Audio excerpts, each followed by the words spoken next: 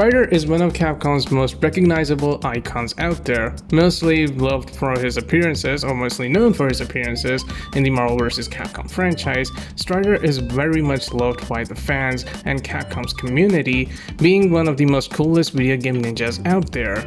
But despite being one of the front faces of Capcom, Strdier has had a very struggling career in the world of video games. Join me as I experience Stridier's legacy.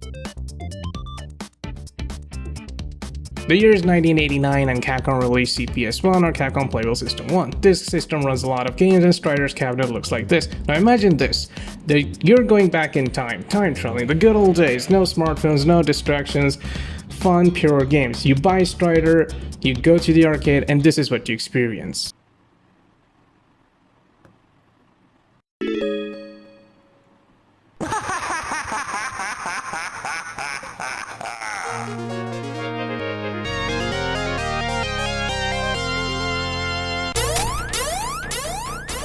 Strdier really hit the mark. It was not only great looking and really unique, well, wow, a lot of blood, but Strdier was highly appreciated for its acrobatic movement, and a platformer like this really didn't exist at that time, or at least not like this.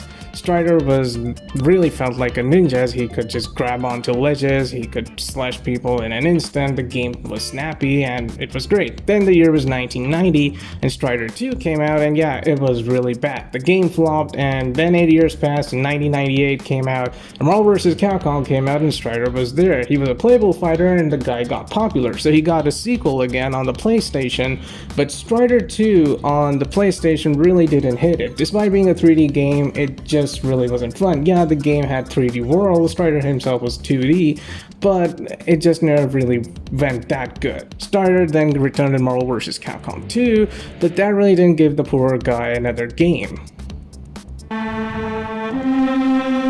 Strdier appeared in multiple crossovers, and well, I wish Strdier 2 did well. Oh, Capcom Fighting All-Stars.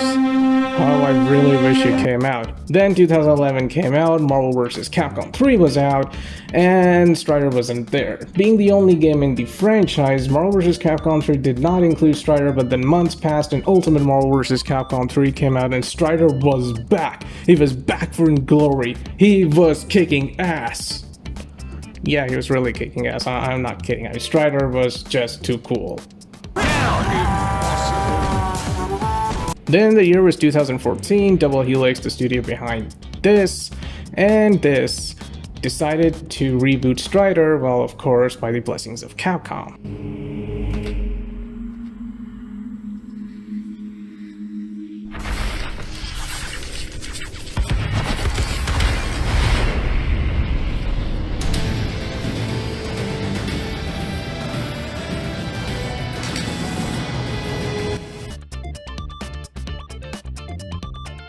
Strdier 2014 is an amazing game, and for this particular experience, I'm playing this game on the PlayStation 3. Despite having lower resolution, a lot of screen turning, and some frame drops, I have a biasness because I actually downloaded the demo long ago, and well, I want to stick to it. However, I recommend that if you really want to play the true version of Strdier, I would say try getting it for the PS4. It is much more better.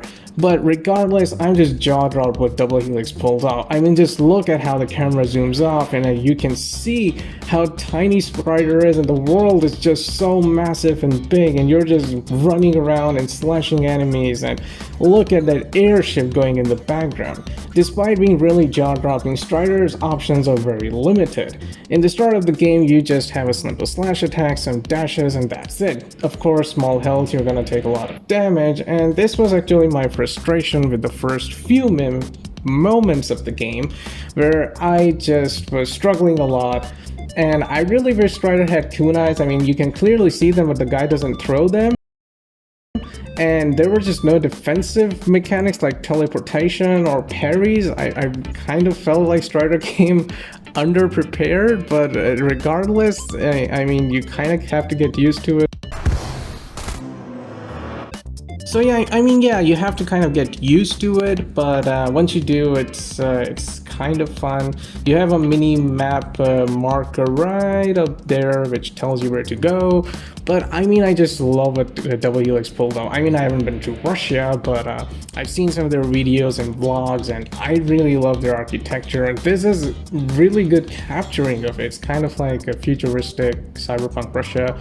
The world is massive. You have to explore a lot, and you would find these cubes which would unlock concept arts, some of the lore, some and character models. It's really fun, fantastic, and there are just like so many amazing places. Like, just look at this back alley.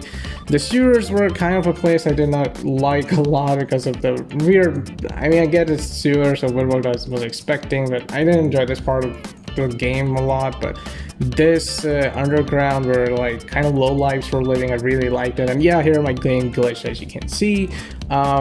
This kind of gave me Arcane vibes, and I really loved it. I really did how beautiful all of this was looking. Artistically, this game is beautiful.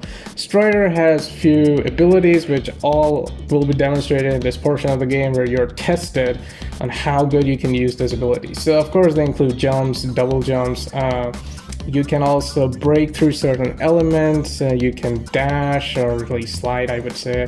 Yeah, here's your teleportation dash, and I would just say, look at this footage was really, this was something that took me a lot of time. It was one of the great levels of the game that really tested me. Kind of one of those places where I wasn't frustrated. I was like, yeah, I did it. And in terms of combat, Strdier has very basic stuff. So you have like charged plasma sword, and you have to common slashes. But one cool thing is later down the game you unlock these different abilities. So like you have this gravitational ability that actually kind of creates these small projectiles, and kunais that get attracted to enemies, ice kunais that freeze, and well, plasma cannon that really freezes enemies once charged. You also have the fire with explosive kunais, and a fire plasma sword that actually burns. Besides this, you have a dashing eagle. You have your projectile. I don't really remember what this was called. And you also have your panther, who is really useful. I spam it a lot. The panther is also useful for fast traveling throughout the world of the game, which is really cool to see. Or the eagle to get from one place of a specific location to another. I just really love these transitions. And you also have a rage meter, I would say. I don't really know what this does much. I mean, after even it was full, I was still taking damage, or, you know, I really didn't gain any special abilities. You would also unlock dead striders, which you can also use as a costume swap, or kind of like a palette swap. I really wish the dead striders could kind of give you more abilities, and as you can see, but the point is they didn't, and it kind of adds more to the lore as the game kind of mocks you that, hey, a lot of striders fell before you, what you're gonna do, right? Which the bosses do much. And speaking of boss fights, they're okay. I mean, here I'm fighting Jurong, and he feels like a boss from OG God of War 2, like Cory Barlog's God of War 2. I did enjoy the initial boss fight with the dragon in the sky, kind of like how he's hovering and how you're on top of him and you're fighting your way through. But I kind of wish the boss fights were more polished. They felt a bit unpolished. Here's one of my encounters with Solo, and I did enjoy this one. This was actually kind of a bit memorable because I kind of figured out his pattern and I was countering it, so, you know, it felt like fun little achievement. It was also a bit less annoying in this boss fight, but most bosses just felt like, yeah, I wish Capcom could have given a bit more budget to polish these. I still am amazed what Double Helix was able to pull off here. And then you have the Wind Sisters, who are annoying. They come a lot. They die, they get resurrected, and you have to fight them a lot. And they're not very challenging as well. I mean, you have to figure out a pattern. Once you do that, you can't very easily take them down. So I wasn't a huge fan of fighting these 2 or 3, spoiler alert. But regardless, yeah, the boss fights were okay. And here I decided to actually show footage of 0 level gravity levels, which were really eye-catching and good looking, but a lot of my data got corrupted last night as I was uploading this video, and I couldn't recover those files, so I decided to play this game again today. And here I'm just figuring out controls, and I guess it was kind of nice revisiting this game today. because I played this last year, so like yeah, I forgot a lot of stuff. But yeah, I mean, Strider 2 haven't come out, and if you've played like Street Fighter 5, you would know that Zeku not only has very obvious references to Strider, but in his story mode, he actually talks about starting a new ninja clan called the Striders, who would be skilled and carrying out very geopolitical tasks.